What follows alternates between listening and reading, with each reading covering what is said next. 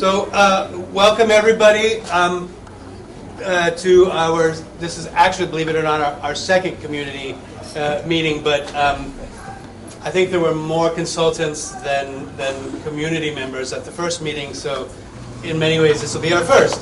I want to thank JC and her amazing crew for having us here tonight. This is the best tasting community meeting I've ever been at, so we're very grateful.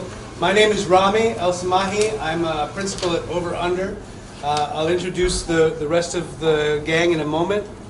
Over Under is collaborating with RKG Associates and Innis Associates. I just want to briefly talk about our agenda today. We'll do quick intros, talk a little bit about the existing conditions, have a breakout session, which means we ask you to do something and then report back. We'll have a second breakout session and then sort of come back and discuss next steps.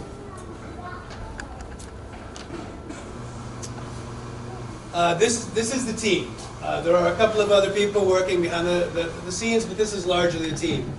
Over Under is architecture, urban design, and graphic design firm. We do everything from, we say, from the book to the city. We like to design at many scales. We also like to work with our friends here, Eric Halverson from RKG.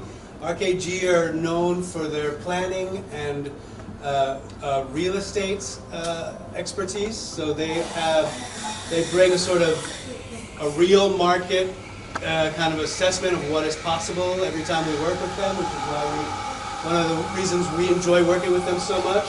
We've also brought along Emily Innis and her gang at Innis Associates, which is helping us with, particularly on this project, with the zoning, because we were asked specifically during the RFP to look at your zoning and sort of analyze it, how it's working and how it can be streamlined.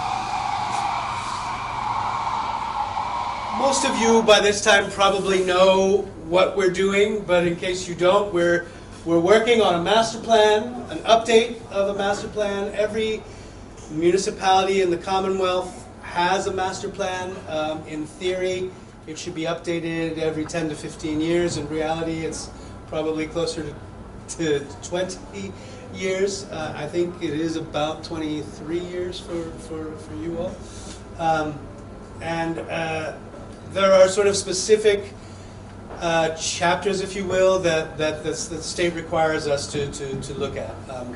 We start with a sort of goals, identifying the vision, goals, and objectives for the community, and that's through events like this, as well as other means of gathering that information. We then have a series of chapters that look at land use, economic development, housing, public facilities, transportation, open space and recreation, cultural and historical resources. I think that's the lot. It changes slightly in each one, but they're mostly those are the subjects. Truthfully, though, there's so much interrelation between these different chapters, and that's part of the reason why we have such an interdisciplinary team. It's hard to talk, for example, about the economic development without talking about housing. It's hard to talk about the open spaces without talking about housing. So we like to sort of work together and think about these in a more holistic manner. Roughly, there are sort of three phases. We're sort of at the tail end of this first phase. We call it this first phase, and we began it last spring, the sort of discovery. In this phase, we're about to release the existing conditions report, which is our first sort of assessment of all those different chapters that I just described. And we will then establish the sort of vision and goals, and that's a sort of ongoing effort with the community. We're sort of at the tail end of that phase right now. I would say beginning in the new year, we will begin to, based on our understanding of that and your feedback of our understanding of that, we will then sort of test different, what we call scenario testing. So we say, what if, ... and we kind of play it out. And there may be a few different options. We find it sort of useful to think about the future is never a known thing. There are many kind of possibilities that things may play out. For example, what if the population grows by 25% in the next 10 years? What does that mean for the town? What if it shrinks by 10%? What does that mean for the town? Et cetera. So we'll start to test those out, and you've probably seen our second survey. I know some of you may have filled out the first one, but there will be a series of surveys as we kind of go along. We sort of shrink, each time the survey questions get a little more specific, and the information that we're providing you to react to is a little more specific. So at this moment, if you've seen the survey thus far, we're really asking you to react to statements that some of your colleagues or community have already made. So it's still a little loose, but soon you'll start to see us say, well, okay, if this is what you think your vision is, well, do you like this the way it looks like this, or would you prefer it like that? And then once we sort of go through that effort a few times, probably 2 or 3 times, we'll start to coalesce around a couple of ideas once we sort of gain some sort of consensus and start to develop the report, which is the sort of document that is the plan. The plan is sort of 2 things. I don't want to get too esoteric here. The plan is this physical document that you can then say we have a plan. It's also this entire process, right? So the way we're sort of working through this and trying to understand what the goals and desires of a collective is, and that's never an easy thing, that is, in fact, probably the most important part of the plan, is getting together at meetings like this, or having discussions amongst yourselves, having focus groups that we'll sort of ask. We're working with two groups already, and we've been asked to contact, be in touch with others, but we were hired essentially by the planning board, and Matt has been a big part of our sort of bi-weekly meetings as we've been developing things thus far. And then we've happily, we recommended, and I think the planning board also wanted, what we call a steering committee. And the steering committee is now up and running, and Josie has been volunteered as the chair of that group, and we couldn't be more delighted, because I think we now have the kind of mechanism to sort of work with you all and move forward. We also have the website. If you haven't seen it already, we'll get that to you as well. Any questions before I go to the existing conditions? If you were at the first meeting, forgive me, some of this is going to feel a little repetitious, but it's important, I think, that we start at the beginning. Any questions thus far?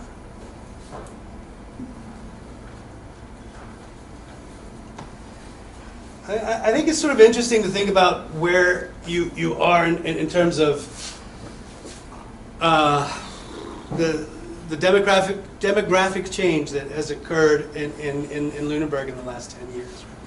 You're the 3rd fastest growing town in the state. So I think in no small part, the pandemic changed a lot of people's what's important to people, and decisions were made, and I think communities like yours became very attractive. It was already a trend that was occurring, but certainly I would say it has probably increased in the last 3 years, with that people are moving to Lunenburg, and in many ways that's a great thing. There are also issues that come about with that. We can discuss some of those. So we sort of had these sort of three points. So you're growing very fast. How do we address, so what does that mean in terms of, and all of these are sort of set up this way. These are the key takeaways, and how do they relate to the master plan? You're sort of growing super fast. What does that mean for future housing needs? What kind of housing is sort of best suited to accommodate the needs moving forward? A second issue that's real is at the moment you're sort of moving from, you're sort of trending towards an aging population. So the sort of above, approaching retirement and retired ages, although who knows when people actually retire.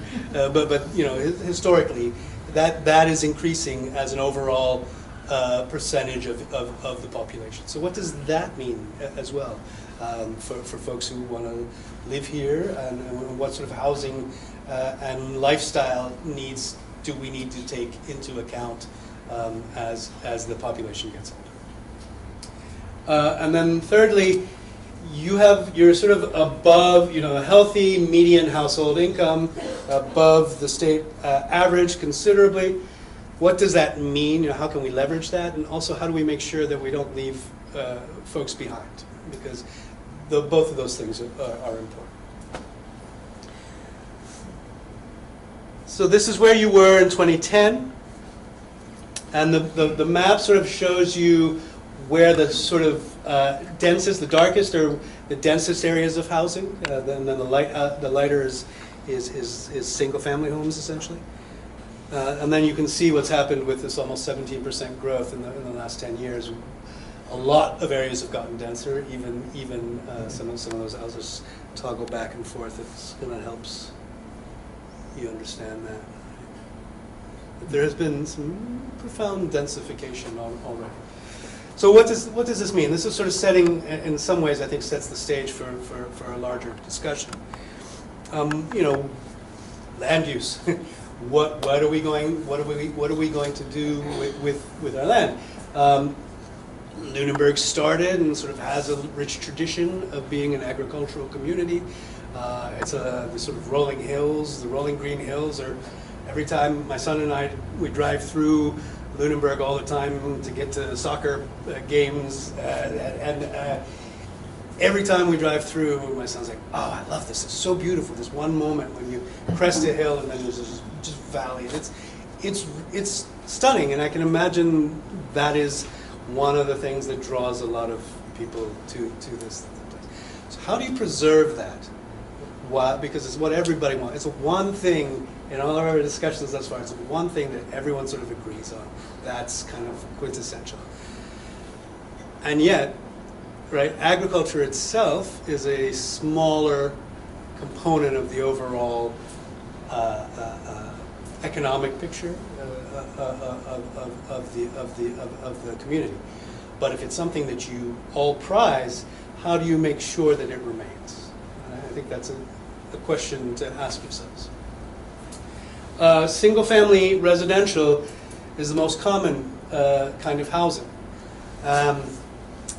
Is that desirable as we move forward? Is that feasible as you move forward? Should we think of other kinds of housing? And when I say other kinds of housing, what does that mean? And that can trigger some alarm bells for some people. It may not, but it certainly, history would suggest that it does trigger alarm bells in most places we've worked. That's often a concern. So I would also say that between 40B compliance and the mass MBTA MBTA communities, you're going to have to address these issues, whether you like it or not, that these are forces that are coming from the state requiring you to comply with some sort of densification in some parts of town.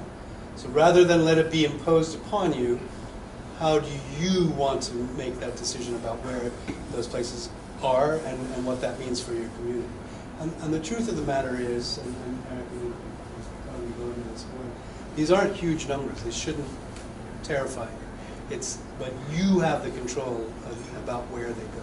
And I know there's been some recent experience with some developments that probably are not in the right place for your, in terms of denser housing. Certainly, we don't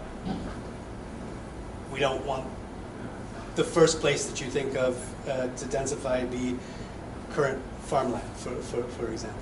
And that's something, so you as a community need to think about that and how you might want to control it. You still, and I think this is a really interesting point, that you still have a great amount of undeveloped land in Lunenburg. And I think you like it like that, right? And I think that's actually part of why we're all here. So how do you sort of allow for development, yet keep most of that land undeveloped, if that's in fact what you want? I could be reading the town wrong, but that's my understanding thus far. So, and I think those are good things to think about as you move forward. So these are the different kind of land uses. This chart here, you can see that residential is a large component, and it's sort of increased the most. This shows you sort of the amount of undeveloped land.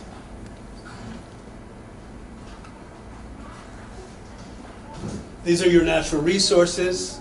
Something related to this and related to the way we're developing that is worth considering is your sewer service areas. What has access to your sewer service and what does not. And as you develop, that's obviously going to have ramifications. Right? The more people are connected, the more densification occurs at connections already to their sewer system as opposed to not, is probably a direction you'd want to move in. And then finally, this may be a little difficult to read, but these lines are sort of cutting sections through your community, so you can kind of see the gentle rolling hills that happen this way and this way. That is part of the, I think we're planners, we're also architects and graphic designers and economists and zoning specialists, but I think one of the things we can help you with is think about where development, if development occurs, where it's less visually obtrusive, right? And part of that is actually in the section, if that makes sense. What do I mean by a section? A section is what architects call a kind of cut through, a vertical cut through a space or outdoors. So you're reading the profile of the land or the profile of this room. So if you think about the land, right, you've got high points and low points. And so where does development make sense in terms of the elevation? That's worth considering. I won't go into this too much, but this is the zoning map as opposed to your land use map. This is where industry is located. It tends to be located on the edges. Most of the area that is sort of occupied is zoned as residential. So you've got two different densities of residential.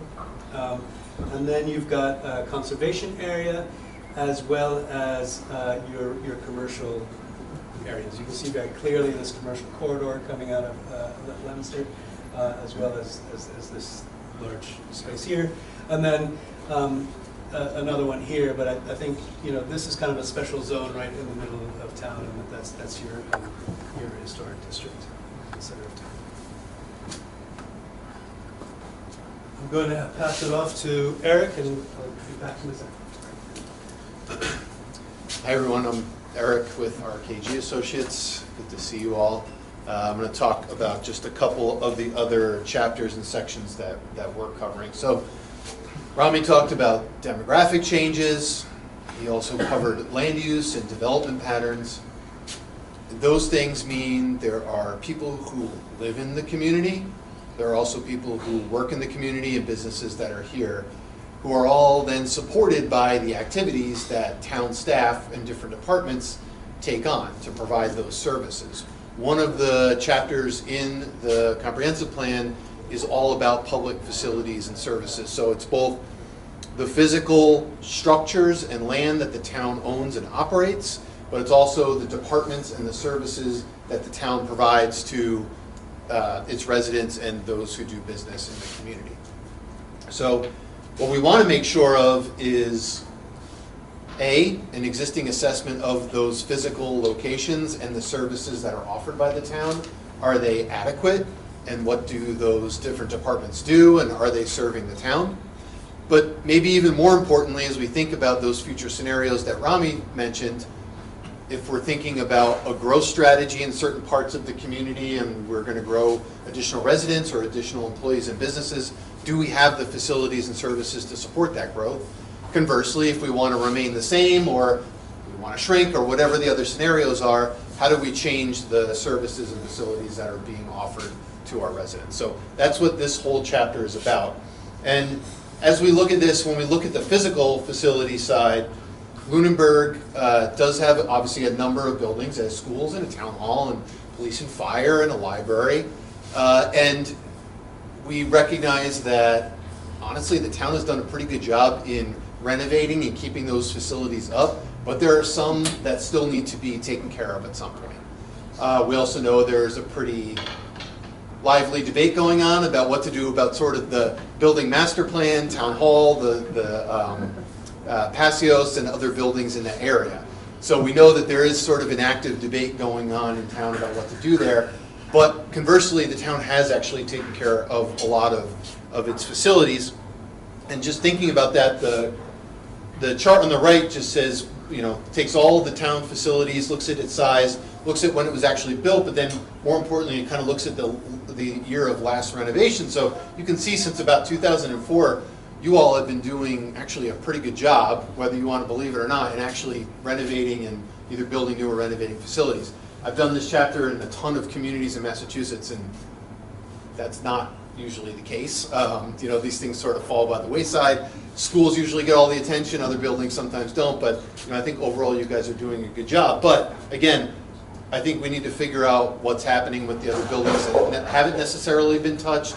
How does this comp plan and what's going on with the facilities plan sort of dovetail? And then as we think about the future, how do we start to integrate that?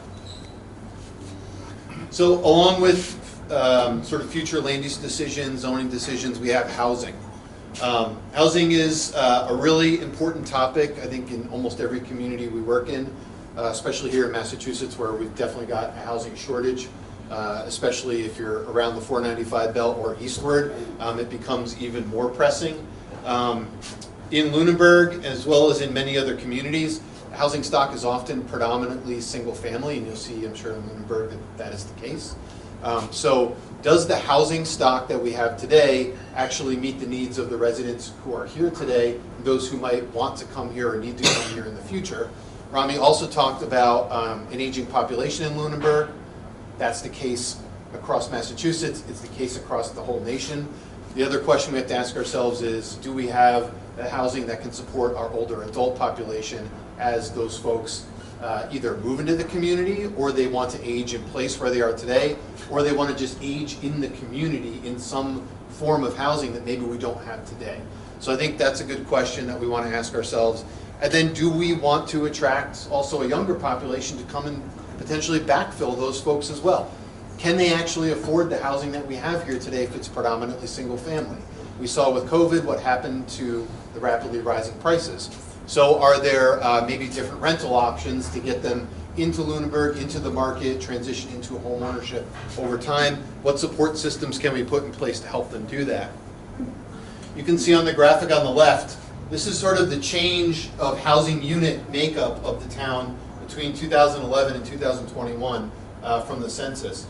This long sort of yellowish bar here is your single family housing stock. 2011 it was almost 90%.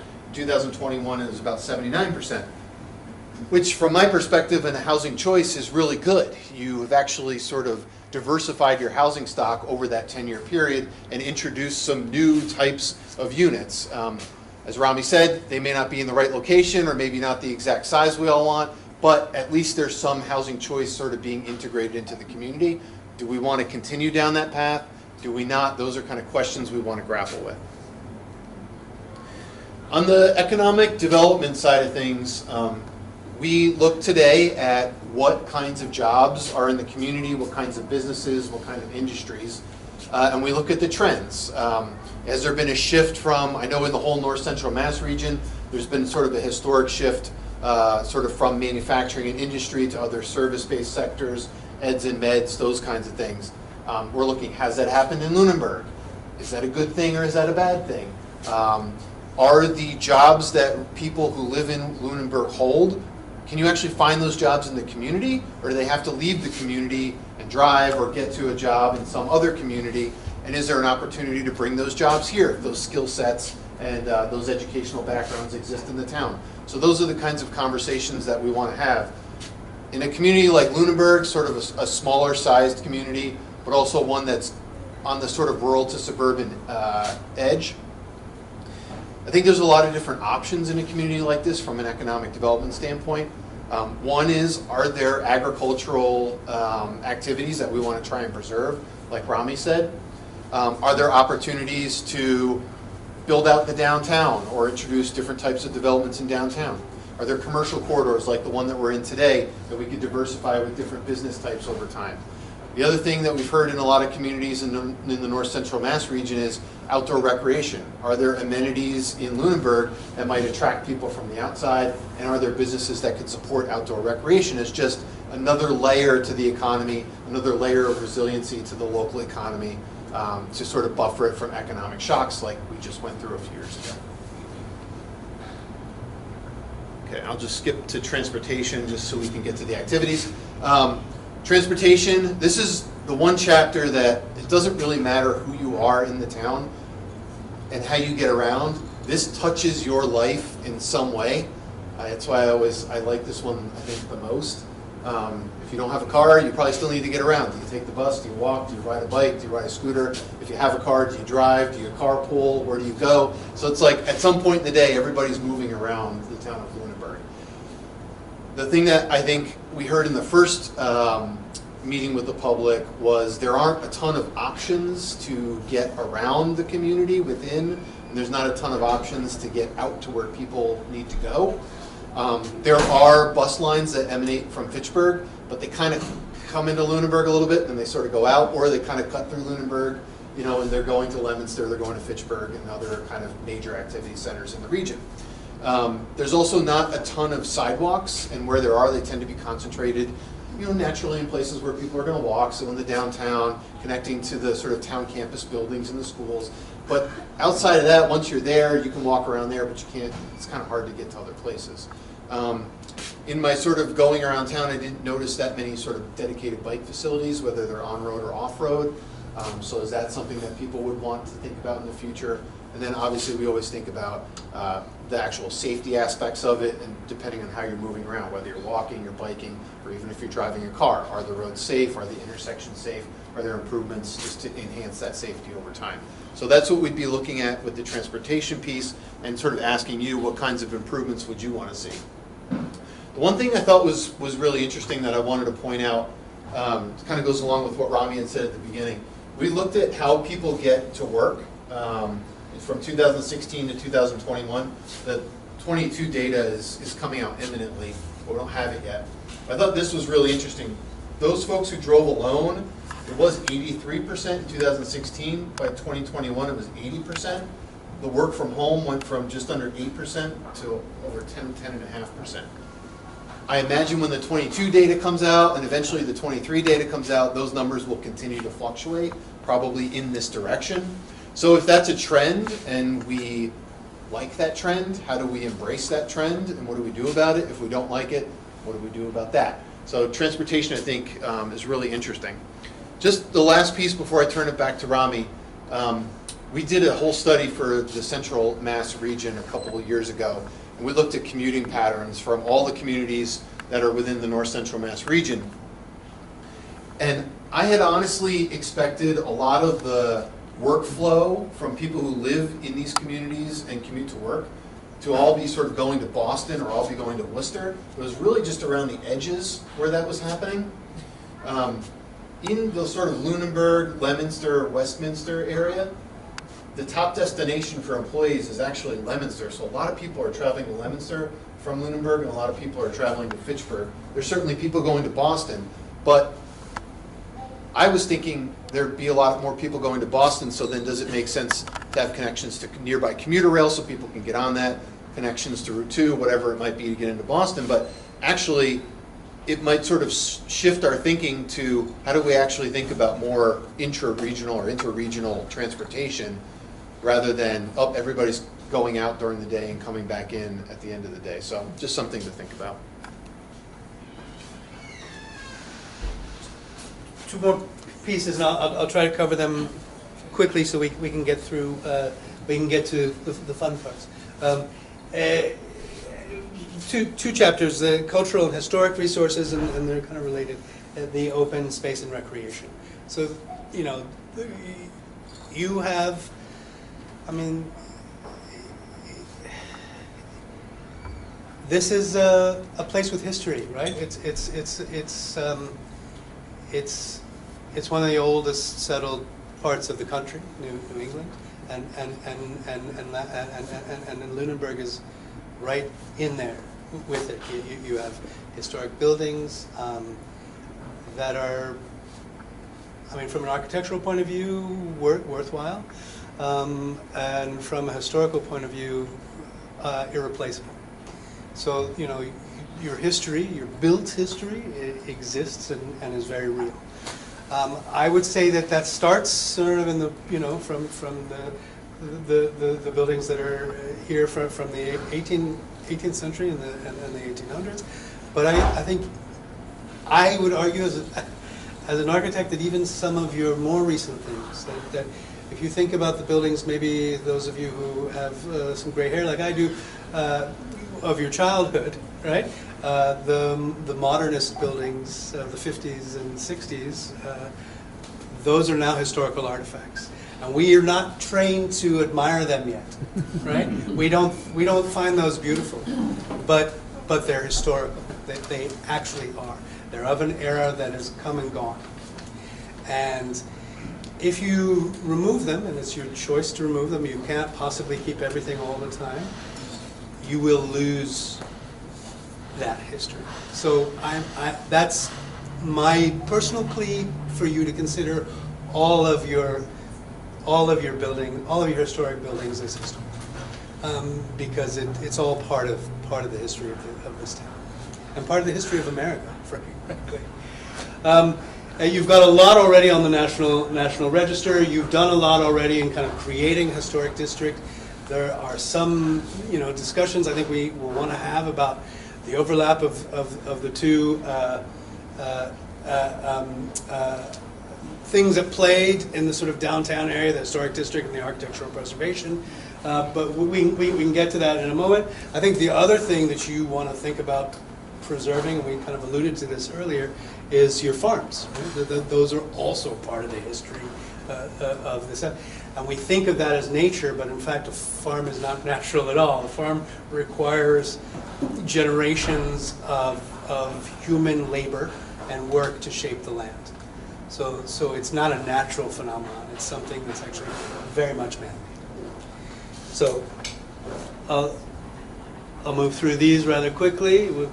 We can talk about the Architectural Preservation District during our discussions, perhaps. I think related to this is the open space and recreation. You have recently, I believe 2016, created an open space and recreation plan. I feel like I'm repeating myself, but your open spaces are a crucial part of what is a defining characteristic of this town. They come in sort of different flavors. You've got your agriculture, your conservation land, your wetlands, and sort of until now undeveloped land. And all of those together constitute what we see as open space.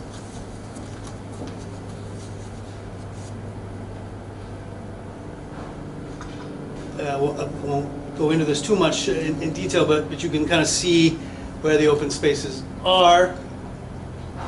what is privately owned, what is publicly owned. And so there are different ways to think about controlling for those, if you will.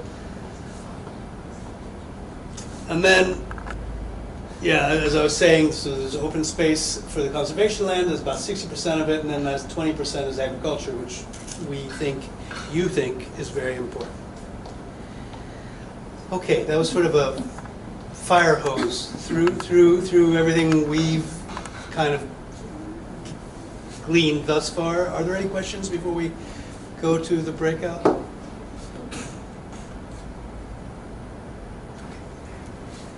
So we're going to ask you, how many are we? 20, 30-ish? Maybe we could form 3 different groups. You guys seem quite comfy in that area over there. Maybe we could turn those chairs around and form another group there. And then the third one, we'll find some chairs for you all around these 2 tables behind the model. What we are going to ask you to do, there are on each of those, in each of those stations are these 4 cards. If you could each fill them out individually for about 10 minutes or less, and then speak as a group about what you have all filled out, and then you don't have to come to a consensus. 20 minutes is a short period of time to build consensus, but at least have a discussion around that. And if we can ask one person in each of those groups to be the sort of spokesperson for that group, when in half an hour, when we ask you back here, we'll ask a representative of each group to sort of give us a breakdown of the discussion that happened at that table. Does this make sense? And we'll be walking around helping answer questions as we move forward. What we're doing? What's that?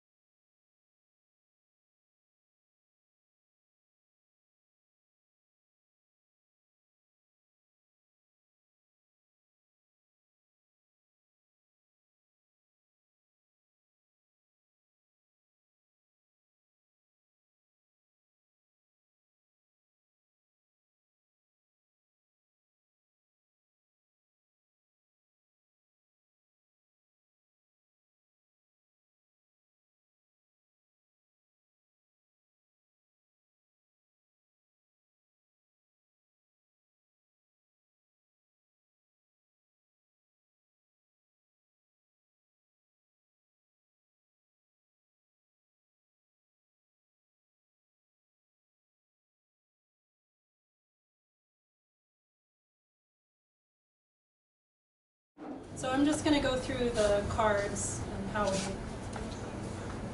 wrote them down. So the first one we discussed was the "For Me, Lunenburg Is."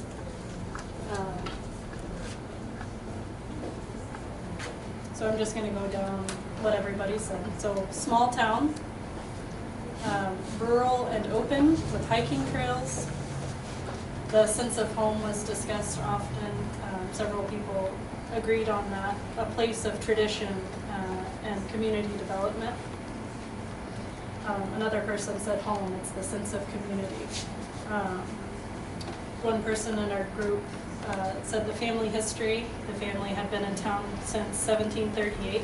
The tradition and the long time memories are just so intertwined with the town. You drive around and you just, memories pop up. It's a place to raise a family, was brought up often. The beauty and serenity of rural life with accessibility to accommodations for the family. I think everybody in the group agreed on that. Lunenburg is a home. It's the picturesque town center, and it's just the sense of home was what we all felt. So the next one was our favorite place in Lunenburg and why. 3 people in our group over there, 3 out of the 6, said the town center was their favorite. Again, it was the traditional hometown feel of the town center, and just the intertwined memories throughout, and the sense of community, and the place to raise a home. It was accessible, walkable, really intertwined with just everyday life as the town center. Another person brought up again their favorite place is the home. Another person brought up that Cowdrey Nature Center was just a quiet place of preserved nature, a place of solitude after the hustle and bustle. So you have to go to Leominster or Fitchburg to run all of your errands. You come back to Lunenburg and you can breathe, and you have the open spaces. And that was something we all agreed on. One person said it was their house. Their favorite place is their house because of the uniqueness and the farmability of their land. Farm life was really important to them. And the fact that their neighbors, farm life was available to them. They had land and were able to raise chickens or goats. You walk down the street and you see little farms where people are utilizing the land to feed their families or provide eggs to their neighbors. Another person brought up their favorite place is the Cowdrey Nature Center and all natural spaces in Lunenburg, the trails, the biking trails, the walking trails. Again, that sense of solitude and quiet from the hustle and bustle. And then we're going to go on to the thing that they would change. Housing was a big thing that was discussed. 2 people agreed, or we all agreed on these, but 2 people brought up more affordable housing for the elderly. Lunenburg has a lot of very large houses that are very hard to clean. As somebody that cleaned houses for a living for a while, I can't imagine being a family of 2 in those great big houses and being expected to take care of them and preserve them and keep them clean and do all the yard work and take care of them, and that being your only option here in town. Especially as they're aging and unable to do those things for themselves. More affordable housing for the elderly. Walkability, to expand the walkability and accessibility throughout town. To bring it out of the town center and just expand that would be great. Somebody said larger schools. More rectangular field space for sports outside of schools. Personally, that's important to me as somebody who came from Oklahoma and was very active in moving here and still wanting to do that. You have nowhere to really form any adult sports or to have a gathering space to be active and for that to be a part of the lifestyle, where Lunenburg can accommodate that, and that's another sense of community and desire for the younger generation is to have a space where they can still play. More restaurant options, so bringing bringing more restaurant owners in and making that appealing to them to where they want to come in and stay and provide more options for the residents here in Lunenburg.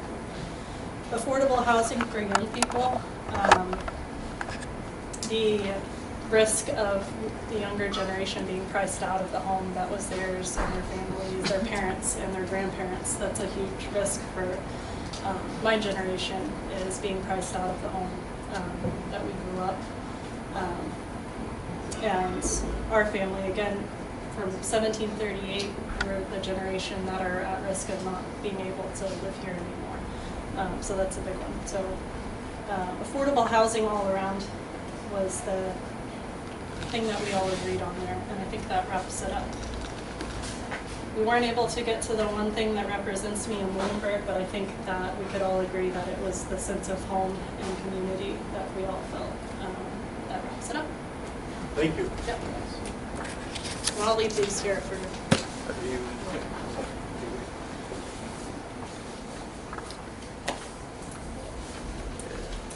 Our group really only got through what we'd like to change and what it is that we'd like about the town. Starting at the things that we like, largely it was a lot of the town spaces that we have, the kind of the conservation areas, and the kind of local establishments that we do have. Largely, that was what we were looking for what it was that we like about the town. Moving into what is it we'd like to change, they do actually tag up on this a bit. In terms of what spaces do we have, what accessibility do we have for those spaces, how do we get around town easier? How do we make smart choices about what land is being used and how it's being used and where it's being developed? Part of that then went with businesses, local businesses. What do we do to encourage development specifically in these corridors that we already have set up for businesses, and how do we incentivize those to be locally owned or community focused? If anybody from the group wants to point at me, I think that largely sums up those two segments that we really discussed. Yeah. Sidewalks. Hmm? Sidewalks. That was part of the getting around, yeah. Sidewalks, especially connecting like through the business district and business corridors. And The safer residential, intersections. yes, intersections is a big change as well.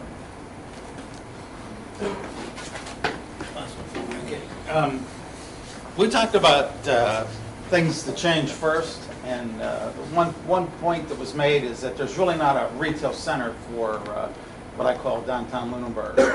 We have, the town hall, we have churches, we have schools there, but we don't have a place to, go and shop. And I don't think that's going to change. We kind of came to the conclusion that this isn't the character of Lunenburg. But at the same time, we recognize as a group that there are a lot of things that reinforce downtown as kind of a community center, with the new facility that's being built for a school across the street from the Boys and Girls Club to the Boys and Girls Club to the Senior Center to the library. And as you just kind of head down Memorial Drive to the high school, there's a lot of things that represent a community center there, but maybe not a retail center like some folks were looking at. One of the other things that was said about changing Lunenburg is, we got to figure out a way to set aside money to maintain the facilities that we have, and not just, go 15, 16 years and then go, oh, we need a new roof on the primary school, or we need a new roof on the public safety building. We need to have do a better job of planning for our facilities that we have. So we need to have a plan, and we need to stick to it. We've had a master plan that's pretty old, and hopefully this planning process will lead us to a plan that has vitality to it and then guides the town's decisions with regards to how it maintains buildings. We talked about favorite places. The senior center is a favorite place. The trails and the nature areas that we have in this town are tops for most of the people that were in our group. The one thing that represents me in Lunenburg, its history, it's the fact that it's a rural area, that it is a place that people come to that has a lovely rural setting. Stone walls, we see those all around town, and that was important. We had somebody from our group that's from Old England, not New England, and she says, yes, it reminds me of Old England, our stone walls. And then one of the other favorite places is Cherry Hill Ice Cream, because you go there and you see all kinds of people at Cherry Hill Ice Cream. So those were kind of the thoughts that we had. We never really answered the question for me. For me, Lunenburg is, and I'll just give you my answer, and that is, it's a scenic and a beautiful place to live. The natural areas are stuff. Thank you. Does anyone feel the need, does anyone want to add something that wasn't voiced? Great. The second exercise is a little bit more individual. And I think you've done it already. But, because I saw some people sort of filling out the paper surveys. Has anyone not filled out a survey yet? Show of hands? Okay, great. So it's not a complete. If you haven't done the survey and you want to do it paper, we have a couple around. If you want to do it on your phone, just grab this QR code and it'll take you to the survey, and you can do that. If you want the survey, paper survey, just raise your hand and we'll pass it around. If you have already done the survey, thank you. Let's make sure we get that copy. Then, please, we invite you to the model. This model, you can write on this model. You can draw on the model. Pick up a pen. Anything you like about your town and you want to let us know, write on it anywhere on the model, preferably in blue. Anything you don't like about the town, preferably in red. One second. And then anything that you think has a potential for change, try using purple because it's sort of in the middle. Matt. You're saying right on the model, but is there a specific part of the model we should be writing? Thank you very much. On the plexiglass top. That's the best place to do it.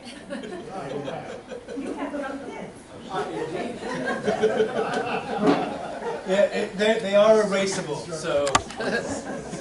Should be.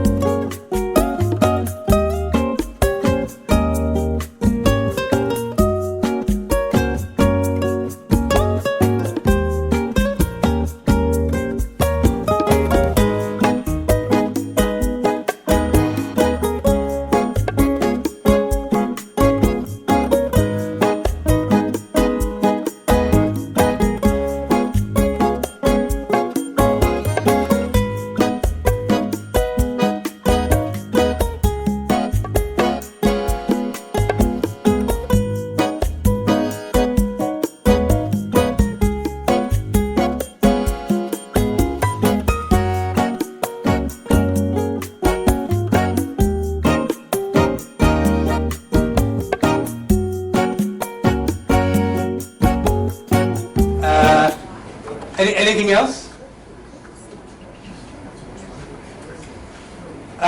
We want to make sure we have everyone's cards, so we'll start to process all of that information. And if you filled out a paper survey, please give it to one of the people with one of these on, and so we can go home with them and record all of that information. I want to say thank you to everyone who showed up. I say this every time. You all have other choices to make on a Thursday evening, and we're grateful that you chose to come here and share the evening with us. Josie? Can I say something for Yeah, 1 please, minute please. real quick? I would encourage everybody to tune in to the YouTube channel for the committee conversations that are recorded and posted. They are accessible, so if you want more information on past discussions from the committee, you can go to YouTube, look up Lunenburg Public Access. They're all listed there. All of the town meetings are accessible if you want more information from the town. There's also a Master Plan Committee Facebook page.